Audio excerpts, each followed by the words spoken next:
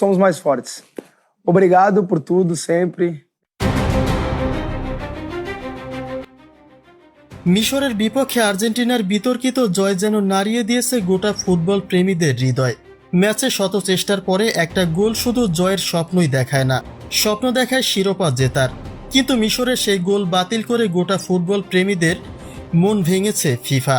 ম্যাচের 57 মিনিটে মিশরের ফরওয়ার্ড মোস্তফা জিকোর গোলটি বাতিল করে তীব্র নিন্দা ও তোপের মুখে পড়েছেন রেফারি। যে বিষয়টি নিয়ে এবার মুখ খুলেছেন নেইমার জুনিয়র। তিনি বলেছেন, একটা লিগ্যাল গোল বাতিল করা মানে একটা দলের স্বপ্ন ভেঙে দেওয়া। ম্যাচের শুরু থেকে আর্জেন্টিনার পক্ষপাতের বিতর্কে ছিলেন রেফারি। যদিও সবকিছুকে উপেক্ষা করে খেলোয়াড়দের দুর্দান্ত পারফর্মে প্রথমার্ধে এক গোল নিয়ে বেশ ছন্দে ছিল মিশর, কিন্তু দ্বিতীয়ার্ধের 57 মিনিটে শুরু হয় চরম বিতর্ক। জিকোর করা গোলটিকে বাতিল করে ফাউল ধরে রেফারি। ইস্যু দেখায় মিশরের ডিবক্সের কাছে আর্জেন্টাইন ডিফেন্ডারের সঙ্গে সামান্য ধাক্কা লাগার, কিন্তু তা অযৌক্তিক বলে মনে করছেন বিশ্লেষকরা। কেননা 100 গজ দূরে বসে আর্জেন্টাইন ডিফেন্ডারের সঙ্গে ধাক্কা লাগার ফাউলটা কেন তখনই ধরেনি রেফারি? কাউন্টার অ্যাটাকে বল যখন আর্জেন্টিনার গোলরক্ষক ভেদ করে জালে জড়ায়, তখন তার মনে পড়েছে ফাউলের কথা।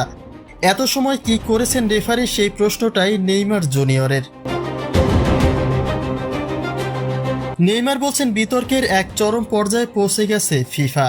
এখনই যদি সতর্ক না হয় তবে ফিফার প্রতি আস্থা হারাবে বিশ্ব।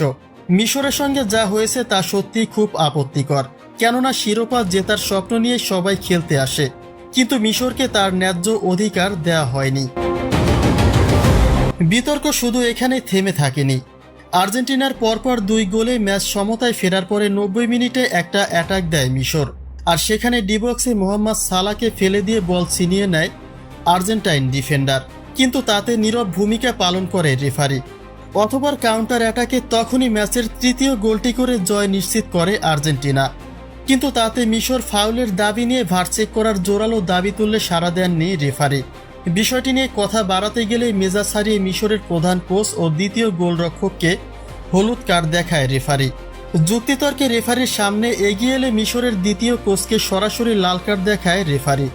অবশ্য তারপরে ম্যাচ হেরেও বিজয় উল্লাস করে মিশর, কেননা তারা দাবি তোলেন ট্রফিটা আর্জেন্টিনাকে দেওয়ার কথা ভেবেই ম্যাচ খেলিয়েছে ফিফা। অতএব এই হার তাদের জন্য গর্বের। অন্যদিকে বিতর্কিত এই ম্যাচের পরে নেইমার সহ প্রশ্ন তুলেছেন অনেক ফুটবল বিশেষজ্ঞরা। তারা বলছেন, মিশর শুধু আর্জেন্টিনার বিপক্ষেই নয়, খেলেছে ফিফার বিপক্ষেও।